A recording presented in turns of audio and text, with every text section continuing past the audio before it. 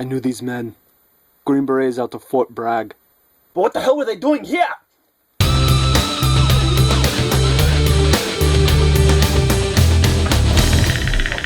Hello again, friends. Today I'm taking another look at an awesome Neca toy, only this time it's not a toy, it's a bunch of accessories. It's the Predator Accessory Pack. Let's quickly take a look at the packaging before we open this guy up. It's got the Predator's triangle reticle that he aims at people before he blows them away down there, and this jungle green background, and this really cool thermal vision jungle background behind the figures in there.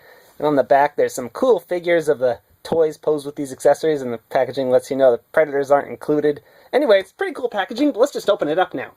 So the tray just slid out pretty easily there, and there's one twist tie on this naked guy. I mean, well, he's skinned, so I guess it's okay, but he is technically naked.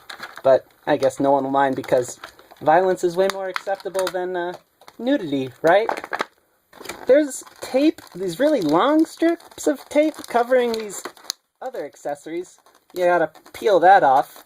But then once you do, everything just pops out nice and easily. Maybe not so easily, but it does just pop out. Now, the accessories are usually my favorite part of a figure review, and this package is nothing but accessories, so I'm really happy today. The first thing we get is the naked man.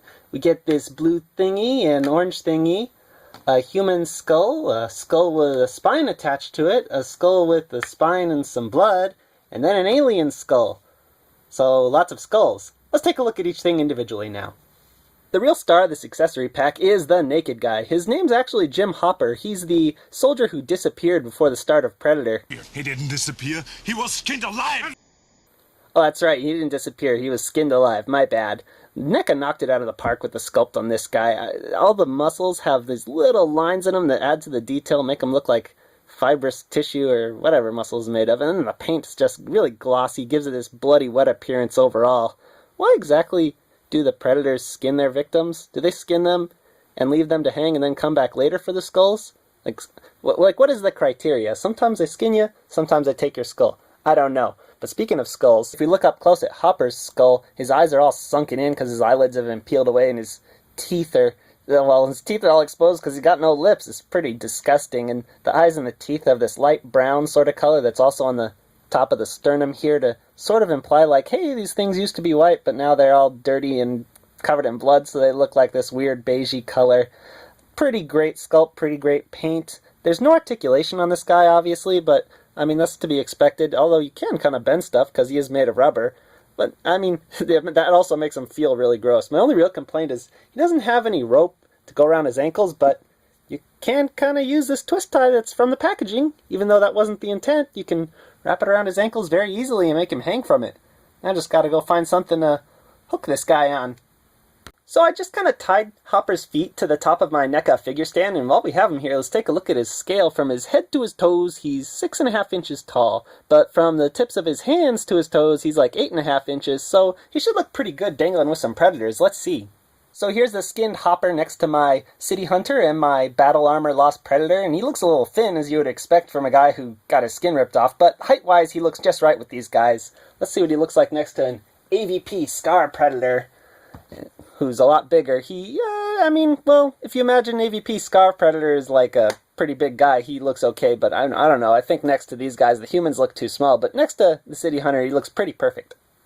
Here he is next to a Thermal Vision Dutch, and they look to be pretty much the same exact height. The next awesome accessory in this pack is, of course, the alien skull. And this is, of course, a xenomorph from the Alien franchise, just like we saw the skull of one in Predator 2 at the very end on the ship, if you remember. And what's also cool about this guy is he has an articulated jaw. Even the human figure didn't get any articulation in this set, although, unfortunately, the jaw's pretty crooked on mine. I mean, it's also kind of mushy, like you can just kind of squish it to go over that way and kind of try and straighten it out. I don't know how well that's working. But it has a black wash on top, and I feel like it's a little much. Well, at least compared to, like, the lower jaw. The lower jaw is pretty pale compared to that. But speaking of comparisons, let's compare this guy to some alien figure heads. I'm pretty sure that the skull we see at the end of Predator 2 is supposed to represent the skull of one of the ridge-headed warrior aliens we see from Aliens, and not like any of the smooth-headed ones, even though those do have ridges under the domes. But if we compare it dead on to one of the warriors from Neca's Aliens line, it looks to be about the right width. It looks like the teeth are the same size. Everything looks like it matches up. If we compare the heads lengthwise, however, On a living xenomorph, their head looks just a little bit longer. It's a little hard to tell on camera, but in person you can tell, and maybe that just means they don't have bones this far back. There's a few inches of fleshiness, or maybe Neca just made their skull a little bit smaller. So the first of our non-alien skulls is just a normal human skull. It's got some nice dark paint on the eyes and all around to just sort of bring out the detail. On the underside there's this little hole. I'm not sure if that's just to represent where a spine goes in real life, or if that's for the peg for the Predator trophy wall, but it's probably for both in real life. So this is a pretty cool skull. You can give it to your Terminator to, you know, make it seem like it's the post-apocalyptic future in the Terminator franchise, or you could give it to some other figure and have it recite Hamlet. Alas, poor Yorick. I knew him, Horatio. Or I guess you could do both. Yeah. Next up is a skull with a spine. This is not made of bendy wire or anything. It's just plastic. I wouldn't recommend bending it. I feel like you could kind of break it out of the head kind of easily. But the head sculpt's pretty great. It's the same as the normal skull. Black wash and everything. Really detailed. Got all little cracks and crevices. Very nice accessory. And last but not least, it's the bloody skull. And just like Jim Hopper, it's got this glossy paint to make it look all wet. It's really nice. Not much to say about the sculpt I haven't said about the other two skulls. Let's see how these skulls look with some Predator figures, right?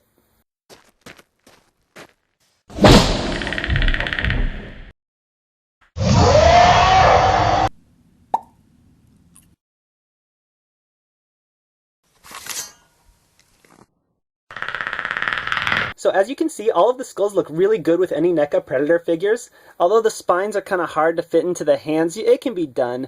And I feel like the skulls make the Predator's heads look ginormous, but when you compare them to a human figure from NECA, the scale's just right. Next up are these thingies, and in case you don't know what these are actually blast effects for the plasma cannons that Predators all have mounted on their shoulders. There's one that's blue, one that's orange. They're both cast in sort of translucent plastic, and each one has this sort of white paint on the edges that makes it look like a frosted effect. This one in particular almost makes it look like ice. But let's see what we can plug these things into when it comes to our Predator figures. Now the back of the packaging says that these blast effects fit most Predator 1 and 2 figures, so I thought I'd try it with my Scar Predator from AVP, and his cannon has this little hole in it, and I thought the blue one might fit in there because it has this peg, but it's just way too loose. This is clearly not meant to plug in with anything, and it doesn't fit the City Hunter because his cannon's got a very different design. It does, however, fit my Battle Armor Lost Predator, although it's kind of tough to get into his little triangular-shaped cannon there. I'm going to try and squeeze it in right now.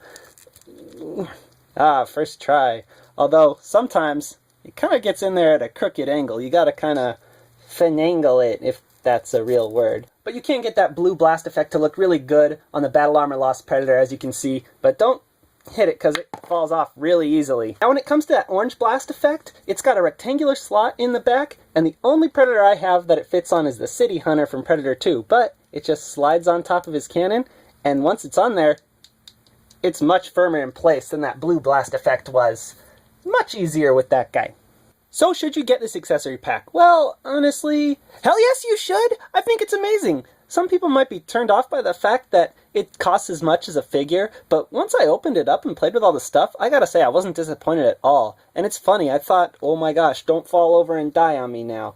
Sorry about that, I had to save some Predators from falling down. Anyways, what I was about to say is that I thought the human skull, the normal one, I was going to prefer that to the skulls with spines, but those skulls with the spines actually wound up being my favorite part of this accessory pack. I think it's so cool how you can have the Predators hold them. And the blaster effects are really cool too, although if you don't have any Predator figures, they're kind of useless. But then again, if you don't have Predator figures, you're probably not interested in getting this accessory pack. I think it's an awesome pack. It's well worth the money. I recommend you go out and get it. Peace out, YouTube. It's like he's got a jetpack. It's like...